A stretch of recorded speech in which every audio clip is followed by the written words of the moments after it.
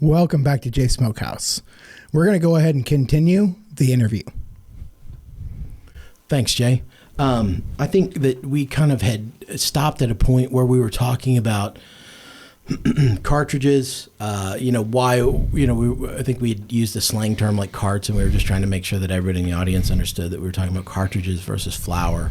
The idea that, again, tying this into the idea of medicine, that if you just sort of boil down the cannabis, and I'm being very reductive here in terms of the chemistry, I don't understand it in the way that you do, but you essentially get the distillate, is that correct, in the cartridge, and you are, vaporizing it with heat induction through the battery, right? I mean, essentially that's, am I oversimplifying or am I getting that close? Typically, there are other ways to use like a cartridge vaporizer, other substances, but typically, yes, it is distillate. Okay.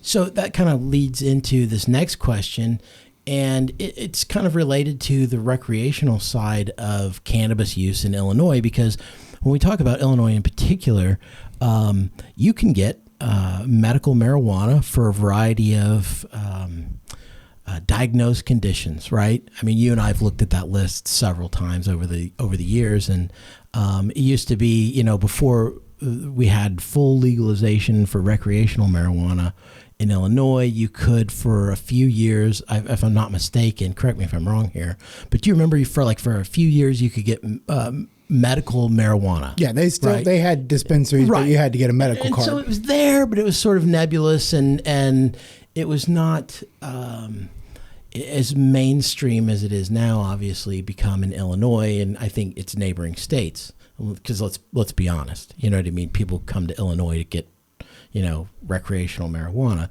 I think that the bar for entry into the dispensary is that simply you show your driver's license, that you just show it, that you're, of a certain age. That's all they're doing. They card everyone that comes in the door.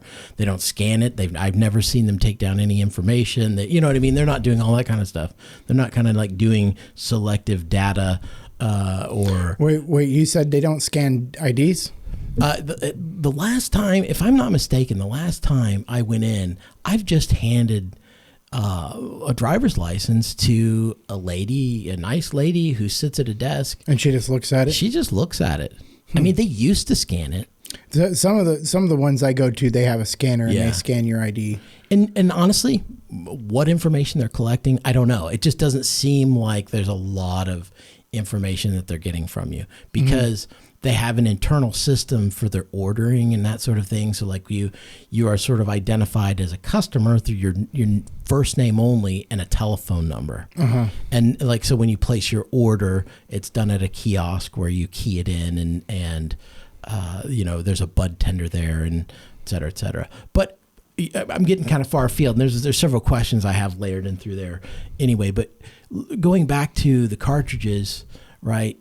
I think one of the criticisms that you and I both have about dispensaries in particular is that you're going in for this recreational substance that you have no idea really what you're getting at all. I mean, it's a shot in the dark. Can you talk a little bit about, what recommendations you would make for, because we're not dogging dispensaries or anything like that. That's not what we're doing. We're not trying to put those dispensaries down, but is there a better way to go about this process? So most of the time it's not usually a dispensary's fault. Now there are bad dispensaries and good dispensaries, but typically it's the regulations in the state. And that really hinders a dispensary from doing a better job or doing a better job of giving you more information, because they can be liable. Like for me, instance, I'm not a doctor. I have no medical experience. Everything I say is only from my own experience and research that I've gained. And can I ask you about that experience? Can you tell us like the difference between walking into, say, a Colorado dispensary versus an Illinois dispensary, from your experience, from your standpoint? So Illinois, they restrict a lot of what you can see. I mean, they have some samples behind glass and, they're stationary. They're not used. So who knows how long they've been sitting there. They might replace them daily. I don't know. But that's not the product you're getting. They have sealed containers that you get, and you're not even allowed to handle them or look at them, and you don't see it weighed in front of you. And until you pay for it, then you're able to see the container. But I've even asked what, a terpene profile of a specific strain was, and they just showed me the label, which did not have the terpene on it, but they didn't seem to know themselves. And so that's where I'm seeing a difference. In Colorado, you have at least when I was there, all the product was where you could see it. It was in jars or containers. And then they would bring it out and let you smell it, look at it, and even let you see it weighed in front of you. And here's the biggest difference is the price difference. I mean, really, in Illinois, the prices are the same, if not more than, let's say, 10 years ago. Wow. $60 an eighth, if not more. Mm-hmm. And then in Colorado, it was $40 an eighth. Yeah. And so it was a lot more comparable to what you would expect to pay. Yeah. Oh, that's interesting. Thank you for sharing that experience. I think my follow-up question is, is Colorado kind of like the way it should be done? Is that a model for Illinois, do you think, or just other states that are looking to legalize, decriminalize? Is there a right way to do this, a wrong way to do it? It sounds kind of like that. So it's hard for me to say too much. I mean, I've been to dispensaries in Colorado, a couple other states, and Illinois also. But I don't want to say I know what every dispensary in Colorado is like. Right. It's just those few that I visited. Sure. Right on. And I liked one more than the others, and one of them actually had the grow that they did in their shop with a look-through glass. Right. And that way you could see their grow, how they were growing, what they were growing, what you're going to be getting in the future. And that right there is a big thing. You can actually plan for what strains you're going to be getting right there. Yeah. And you know that it is fresh because it's coming right there. It's coming right from their grow. Right. And that was amazing because, as we know, Illinois is not that way. Right. And I think, not again, we've been pretty forthcoming and transparent about our relationship as friends, but I think, even from, as far removed as I can get myself from that idea, watching your show it makes me really happy because you've done this show in such a way that it's all about, educating. Why would you need to know about a terpene profile, or what does that even mean in the context of purchasing and utilizing cannabis, not just for recreational purposes, but truly for a healing benefit or something along those lines? So I need to learn more. Right now, I just started reading the Big Book of Terps. Mm-hmm. And that right there is a really good resource for people. Okay. It has scientific studies backing up what some terpenes can do. Mm-hmm. And that's something a lot of people don't realize is how much terpenes actually have an effect on your marijuana or your high. Right. And I mean, I don't think it's a huge effect. I think most of it can be contributed to the cannabinoids. However, I do think there is something to terpenes and they can help direct or affect your high. So I don't want to go too quickly. You and I can talk pretty fast in terms of terminology and what that means. Can you kind of give us a brief overview of cannabinoids and the endocannabinoid system? So the endocannabinoid system, like I said, discovered in the early 90s. Mm. What I saw a doctor very, very eloquently describe it as such.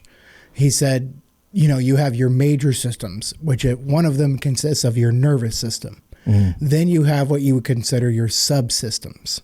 And the endocannabinoid system is one of those systems. Okay. Just a second. All right. So, and again, not a doctor, this is just what I've researched. The endocannabinoid system, you produce your own endocannabinoids, which we actually produce one that's very similar to THC. Mm-hmm. And that's something I think that they say the most common way to do it now is from running. And when they say you hit that, you get past that wall and you get a runner's high. And they say you're releasing this natural endocannabinoid that actually releases those endorphins that get you high. And that's really interesting. And they attach your receptors just like THC would. And they say that that's sort of activated only through running, or I think probably sex is one, and probably being in a fight. I can see that being generating something of that nature, but I could be wrong. That could be the dopamines that you naturally have instead of the endorphins. But I would need to do more research into that. Right on. However, those are the type of things I'm talking about. When you really you get that relaxation or pleasure from it. Right. And cannabinoids. So these are sort of the neurotransmitters, if I'm not mistaken, right? They were talking about neurotransmitters. Well, you would know better than me, I'm sure. Well, I mean, but this is the interesting thing is, I've sat through neuropsych classes in college, and I enjoyed them. I thought they were, very revelatory, and from my vantage point, because it's sort of like a cool peek at sort of front edge leading research in those fields. They did a really good job. I had a really good student instructor who really presented the material in a way that was readily absorbed, and it was fun. I enjoyed the class, and so I paid attention and learned a lot about as much as I could. Not an expert though. I'm far from expert in terms of neurotransmitters. Here's one thing really quick, and you can lend your knowledge to what I'm about to say. But let's say the endocannabinoids that we produce. I think that one issue with, let's say, people on the autistic spectrum. Now, this isn't the only issue, but I think one is they don't produce enough endocannabinoids to actually regulate their memory properly. And I'm pretty sure people who suffer from PTSD have similar issues with their memory. And that's actually why I have a passion for it. Sure. But that's one theory, is that when you have cannabis and introducing the phytocannabinoids from cannabis, you're actually supplementing those endocannabinoids and helping yourself to regulate your memory. Right. And, there's many other ailments and diseases, but I just wanted to use that specifically as an example. Absolutely. In relation to, just studying neuroscience, I think my point was to say that, we didn't get a lot of this. I mean, you don't get taught a lot about cannabinoids, or at least we didn't, in my class. And I thought it was rather far-reaching in its scope in terms of an introduction into neuroscience. Maybe I'm wrong. Maybe, that would be something you would get into maybe more at a graduate level or postgraduate level. But anyhow, the point is that we didn't get taught about this. You know what I mean? This is new information to me, probably not new information to some people, but I find it fascinating that, in my field, I really had very little knowledge about, and as a drug counselor, someone who's done drug counseling and, read a lot about, the social work aspect of counseling and drug counseling, and having done, how to practice or try to evolve a practice. This information is not readily available until recently, it feels like. And maybe I was just oblivious to it.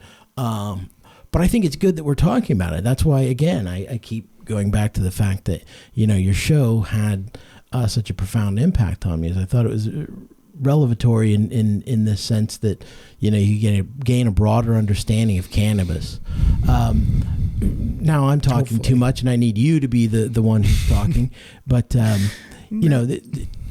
what gave you what is it that you would like people to know at the very base level, getting into a dispensary? What should they know walking in the door? One thing is why you're at the dispensary. Are you there to just get high and stoned for pleasure? Are you there for medicinally? Right. What's your purpose? That's what I would distinguish first. Because if you're just there to have fun, go in there, ask the bud tender. Right. I'm new. What's going to affect me which way? Yeah. Because they'll be able to answer that fairly easily, to say, usually this is what this will do. Right. And that doesn't mean it's going to affect you. I mean, everyone is different, just like you have different fingerprints. Nobody's receptors are the same. At least that's a hypothesis that I have. Well, I think that's strongly meted out in terms of proof in, over-the-counter medicine even, you know what I mean? That, they have a list of possible side effects, right? Because the idea that everyone would experience the medicine the same way is known to not be true. That's correct. And isn't that one thing that's really nice about cannabis is, we have receptors in our body specifically for it. So those cannabinoids attach naturally to those receptors. Right. And it's what you would say in the medical field, site specific. Right. And so I see that as such a revolutionary thing as opposed to pharmaceuticals that usually will flood your system.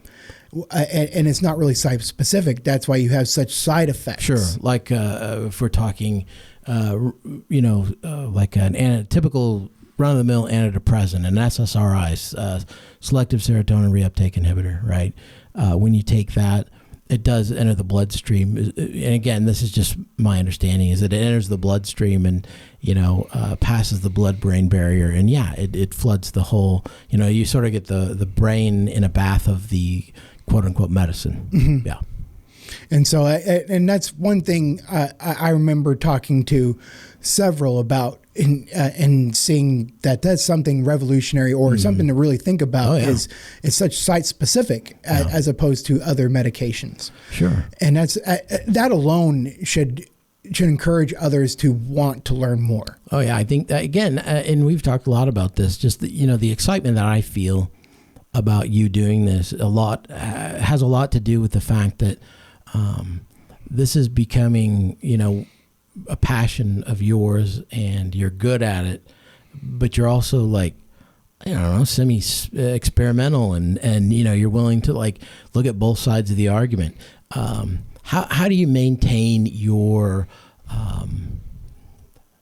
middle of the road approach? I don't mean middle of the road, but balance. You have a really balanced approach to this. How do you do that? How do you keep that in balance, in check? It's my focus and goal is to widen the community. Mm-hmm. There's a lot of channels, like I've said many times. There's a lot of channels. There's a lot of content focused on the cannabis community. Those who are already supportive of it. Right. I maintain it because I think it's needed, and it's something I think that's lacking. I mean, there are some. I think Joe Rogan does a decent job of doing it, for sure. But there are still some who see him, not as serious as they should. You have Russell Brand who agrees with it, but he himself has had issues with drugs, and he stays away from it. But he can still say that I understand it can help others who don't have the problems that I have. Right. And that's that right there I respect so much. And that's something that I've learned later in my life is just because you disagree or something it won't help you doesn't mean that you can't see the benefits of it. Sure. And if there are potential benefits and so little side effects, I was watching some comedy about, pharmaceuticals and how they can have all these side effects. You'll see a commercial come out a year later on, did you take this medication? Are you having these symptoms? All you have to do is dial this number and you can sue or get a settlement. Yeah. You see that all the time. And when was the last time that there was reported that someone overdosed or died from cannabis? Well, and that's going back to the beginning of the conversation, I remember saying something along the lines of there's a lot of mythology around cannabis, and I hear that often quoted, that was one of those things that I heard. Oh, nobody's ever died from an overdose of marijuana, and that is kind of one of those things that maybe a client would say. To justify or I felt like they were maybe trying to justify the continued use of cannabis. What do you say when you made a comment about an actor talking about the fact that cannabis was not right for them, and I'm going to say a term that you've heard before, gateway drug? Yeah, I had someone recently in my life ask me if I didn't see marijuana as a gateway drug. Right. And I said, if there's anything gateway about it, it's because it's illegal. Yeah. And then you get the rush of that illegality as a kid. Right. I mean, do you think about it? When you turn 21, drinking turns into something very different. Right. It's fun before it's legal. Yeah. That aspect of it being illegal and you're doing something that you Right. could get in trouble for, that alone releases dopamines or endorphins. It releases that feeling of a rush. Right. And that adrenaline, maybe it's adrenaline that comes out. Sure. And adrenaline is as a combat veteran, it's very addictive. Potent, yeah. Ooh. Yeah. For sure. Oh, it's Yeah. Well, interestingly, and not to digress too much, but what you're talking about is a phenomena where even they found that people who self-injure, the self-injury can become an addiction because it creates that pleasure sensation in the brain and you feel better. And so, yeah, I hear when I hear gateway drug, I kind of laugh because I guess I walked through the gate and I was expecting, I don't know what, needles to be thrown at me or something like that, or you suddenly fall off a cliff. But it's not like that. I mean, it really isn't. And I think that speaks to the fear that sort of continues to surround cannabis. What is that fear? Now here's the thing really quick. I don't condone using cannabis or any substance until your brain is done developing. Good point. I really don't, because it really does. I mean, I don't know if this is a fact. This is just a hypothesis of mine. Right. Is that if you're using cannabis very early in life, when your brain is still developing, when your body's still developing, you're flooding your system with cannabinoids. Right. And so I think you might be telling your body, okay, we're getting enough cannabinoids. I don't need to produce the endocannabinoids. Sure. And I think it can really just, I don't know how drastic it could be, but I think it does affect your growth and development. Sure. Of your receptors, how many endocannabinoids you produce. Gotcha. And the reason I say that is if you see kids who start very early in life, they're kind of dull to cannabis. I mean, they become stoned and they become very reliant on it. Yeah. And I don't think cannabis itself is addictive, but I think people can become addicted with addictive personalities. Because food isn't necessarily addictive, but people become addicted to food all the time because of their addictive personalities. Sure. And so I don't see it as an addictive drug or a drug per se. Yeah. I see people that have issues already Sure. that use it It's a complex. It's a complex argument sometimes because you can kind of feel like you're making an excuse for something that you're not really making an excuse for, or being an apologist for cannabis. But you're right. I think that the age factor, at least as far as we know, that's our current prevailing thought, is that your brain is still developing. Into your early 20s. Is it something like 23, 21? I don't know what the current specifications are, but you're right. And I think but going back to this idea of it being a gateway drug and education and your channel, I think that's the thing I'm excited about, is that people have an opportunity to maybe hear some of their questions answered. What are some common questions that you've encountered in your time doing this? Are there people that are asking specific questions consistently? Yeah, sometimes, and it really varies. That's why I've done some of my videos on certain, I have my series, and then I have my specific videos on maybe a specific question. Right. And I like to cover that because I noticed when I got onto social media for this business that a lot of people would ask questions and they were kind of ostracized just because they didn't have the information. They Right. weren't educated enough. And that kind of sickened me a little bit. Sure. Because I'm like, man, you're turning some people off. Maybe somebody who's wants to ask a question sees Right. that and they're not going to ask that question. They're not going to gain that knowledge because the way you gain knowledge is by asking questions. Yeah. You get those questions answered. Hopefully you have the patience to listen and learn rather than wait to talk. But if you're not asking those questions, you're not going to learn. And so I was like, I've always wanted to talk to people about cannabis. I've always wanted to, ever since I started medicating and how much it's helped me specifically. Right. I mean, it's helped me so much. Oh, I was bad, but it's helped me a lot. And I just wanted to get that out. And it's not just what it did for me. There's so much potential to it. There's stuff that we know and so much potential. And what's crazy about it is we're actually rediscovering a lot of this. Yeah. And I might have gotten off track. No. Let me back you up just a little bit, because I want to speak to the comment that you made, that you said, and you're talking to me, and contextually, I remember specifically, and if you don't mind, we'll go down this road a little bit. When you came back and, you were first using and we were together, you told me, you were like, this is the only thing that works for me. And I was like, okay. I remember, I think it was when I was in grad school, or maybe I was, between, right before grad school. And I was, trying to just kind of be open to the idea of whatever it was that was going to help you feel better.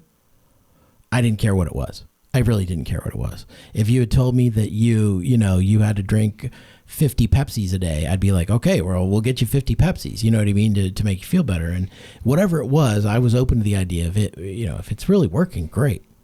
And then there were other people who said, like, you're only using that as an excuse. Mm. Yeah. Do you remember that? Yep. Yeah.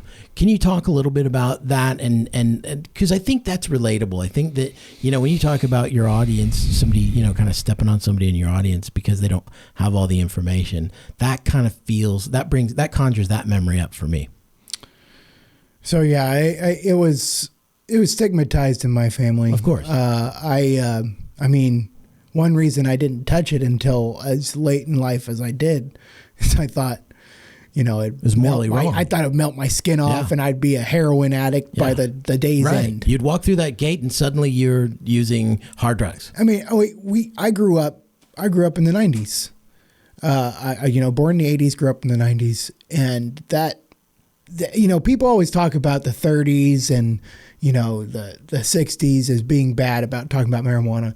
90s were crazy. There were some episodes. There were commercials where kids would be like, "Oh, I just smoked my first joint," and grab a shotgun and just like, it depicted them blowing their brains out because they couldn't control their minds. Depressed kids, sad, depressed parents, and they'd open up the cigar box. The egg. This is your brain. Yes. This is your brain on drugs. Right, they fry it in the pan, and you're getting scared to death that you're going to die if you even touch or look at marijuana. It's like a CIA disinformation tactic almost. Yeah. And it at least worked on me. It didn't work on everybody, but it worked on me. I mean, it got to me. Oh, I was very, very, very friends that smoked. Oh yeah. Very judgmental about that for sure. And so I really, one thing was I used, as you know, I went into harder drugs before all that. It was the alcohol first, then I had it, and that's when you realized, and I had to get off of it because, jobs and such. And that's where I got I don't think it got you to where you needed to be either. I don't think it even. Well, it wasn't. Close.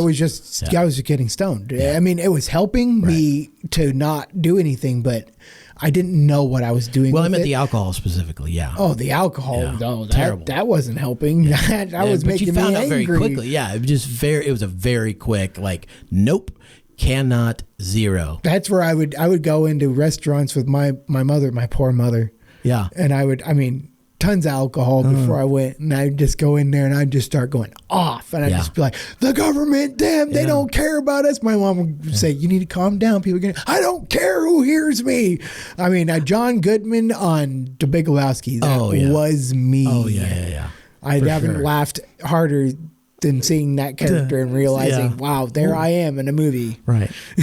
Held a mirror up for just a minute. But yeah, again, going back to sort of this, you know, the reception that you got from some people in your life, I'm not going to be specific, but some people in your life was pretty negative and by most people. Yeah. And it was, well, that's an excuse. That's just an excuse. You're just saying that's the only thing that's going to work for you because, you know, whatever.